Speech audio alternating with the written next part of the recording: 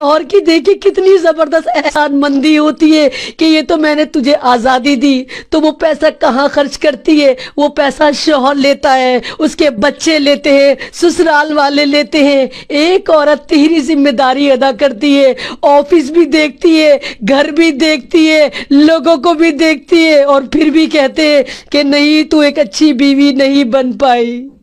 کون سا سماج ہے یہ؟ کون سے لوگ ہو تم؟ تمہیں ترس نہیں آتا اس عورت پہ؟ صنف نازک کہتا ہے میرا خدا عورت کو، میرے رسول عورت کو کہ نازک ہوتی ہے عورت۔ تم کیا کرتے ہو؟ کیا کرتے ہو اس کے ساتھ کہ اس کو مشین سمجھ لیتے ہو؟ یہ غلام بن جاتی ہے، صبح شام تمہارے گھر والوں کی خدمت کرتی ہے، رات کو تمہاری خدمت کرتی ہے، اپنے بچوں کی خدمت کرتی ہے، جاب بھی کرتی ہے، گھر بھی دیکھتی ہے، اور اس کے باوجود وہ ساری زندگی ذلیل ہوتی ہے۔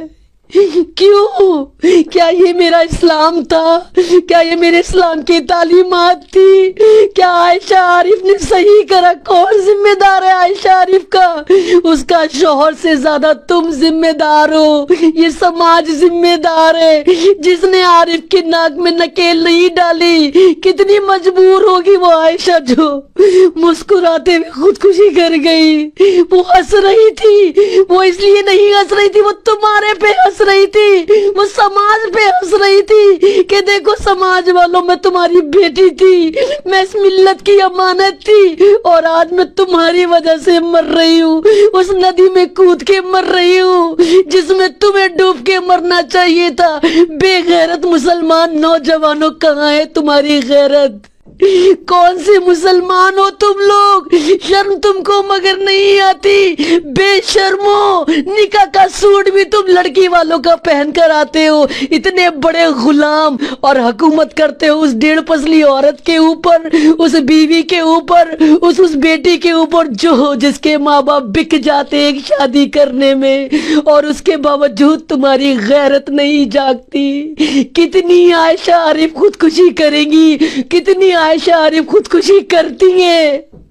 کیوں کرتی ہیں یہ؟ کیونکہ تم لوگ، ہمارے نوجوان لوگ سب بھول چکے۔ سب کو پتا ہے جب شادی ہوگی تو خزانہ چل کر آئے گا، قارون کا خزانہ چل کر آئے گا۔ ارے ایک شادی کا قرضہ اتارنے میں لڑکی والوں کے ہوا نکل جاتی ہے، قرض کے تلے تب جاتے ہیں، ایک بیٹی کی شادی کرتے، اگلی بیٹیوں کا انتظار کرتے کہ پہلا قرض ادا ہو جائے تب دوسری شادی کریں گے۔ کس طرح کے نوجوان ہو تم؟ ارے اللہ نے تمہیں نوجوان بنایا، اپنے قوت بازو پہ یقین تو کر کے دیکھو، کر کے تو دیکھو کہ ہر چیز تم سسرال پہ ڈیپینڈ ہو کر کیوں سوچتے ہو؟ جاب تمہیں وہ دلوائے، گھر تمہیں وہ دلوائے، گھر میں سامان تمہارے وہ بھروائے، بچہ تمہارا پیدا ہو، خرچہ وہاں سے اٹھے۔ کون سے نوجوان ہو تم؟ کون سی ملت کی امانت ہو میرے نوجوان مسلمان نوجوانوں؟ اس طرح کے ہوتے کائر ہو گئے ہو تم۔ آج ہی طے کر لیں اگر تمام مسلم نوجوان کہ جہیز نہیں لیں گے ہم سمپلی نکاح کریں گے، ہم صرف لڑکی دیکھیں گے، اس کا کردار دیکھیں گے۔ یقین مارو قسم خدا کی، کوئی ماں باپ تمہارے ساتھ زور زبردستی نہیں کر سکتے۔ نکاح کو عام کرو۔ ارے تمہاری وجہ سے زنا عام ہو گئے، لڑکیاں گھروں میں بیٹھی ہیں، شادیوں کے لیے اتنا تام جھام کر دیا کہ اس سے زیادہ آسان لوگوں کو زنا لگتا ہے، زنا آسان ہو گیا، نکاح مشکل کر دیا۔ میرا اسلام کیا کہتا ہے؟ میرا اسلام کہتا ہے نکاح کو آسان کرو، زنا خود ختم ہو جائے گا۔ تم نے کیا کرا؟ تم نے نکاح کو مشکل ترین کر دیا اور زنا کو آسان کر دیا۔ ارے کر کے تو دیکھو کتنا سکون ہوتا ہے نکاح کے اندر، کر کے تو دیکھو سادگی میں، جب چار لوگوں کے ساتھ تم اس لڑکی کو لے کر آؤ گے تو تمہاری روح کتنی خوش ہوگی، تمہارا ضمیر کتنا۔ یہ سب دیش کے لوگ بھی ہیں، دھندا بنا دیا ہے انہوں نے یار۔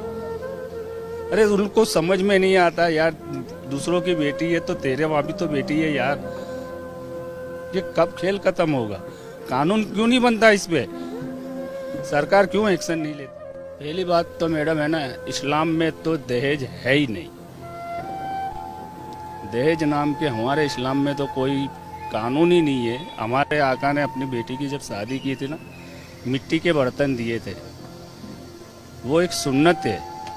तो दहेज में तो बस वो बर्तनों की हम आका की सुन्नत अदा करते हैं, वो उनसे आका की मोहब्बत हम जाहिर करते हैं। बाकी हमारे इस्लाम में तो दहेज का तो कहीं से कहीं तक है ही नहीं। लेकिन इस तरीके से जो पैसे मांगते हैं, ये सब दहेज के लोभी हैं,